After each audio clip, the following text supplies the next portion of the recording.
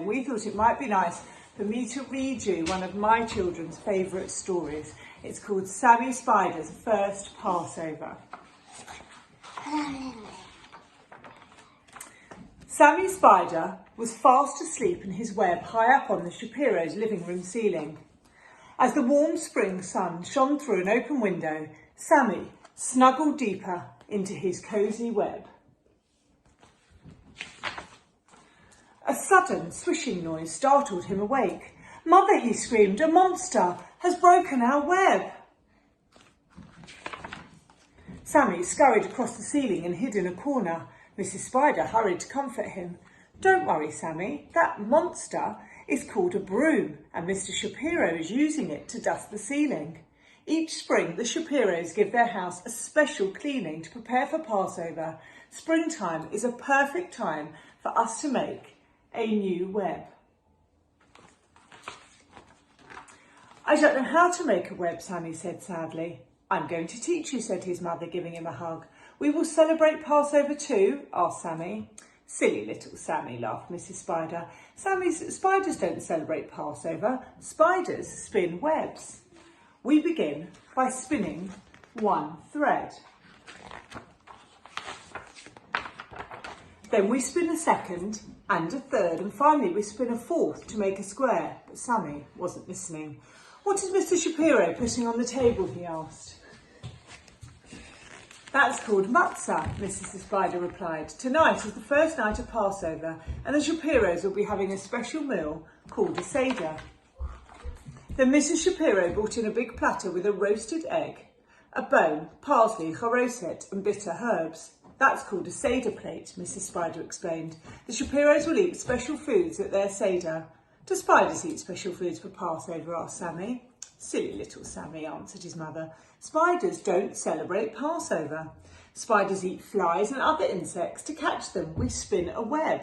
I need your help. Watch me attach a circle to the inside of our web." But Sammy wasn't listening.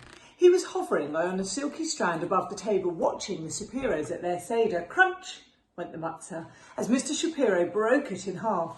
Sammy watched him wrap one of the broken pieces in a bright red napkin. When Josh wasn't looking, Mr. Shapiro hid it on top of the bookcase. Sammy climbed back up to the ceiling. "Mother," he asked, "why did Mr. Shapiro hide the matzah?" "It's called the afikomen," Mrs. Spider answered.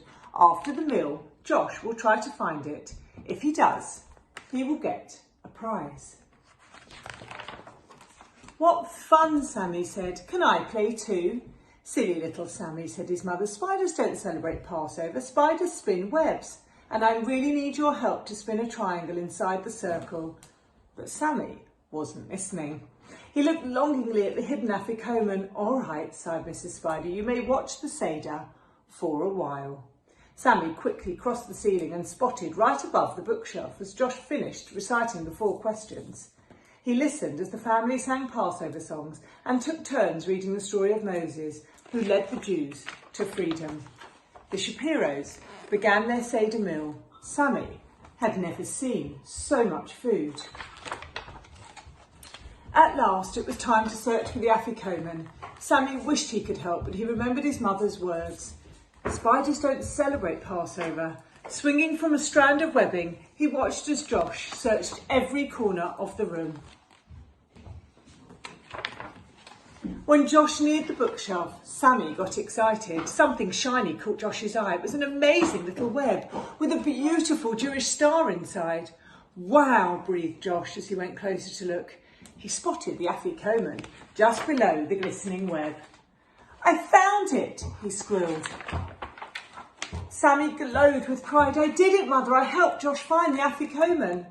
"And you also spun a beautiful web," Mrs. Spider answered. "You used all the shapes I taught you." In his excitement, Sammy didn't even know that he had spun a web. As he looked back at the bookshelf, he beamed. "It was easy, Mother. You make a square, a circle and a triangle. Then you pass over with another triangle. That's how spiders celebrate Passover." Happy Passover, everybody.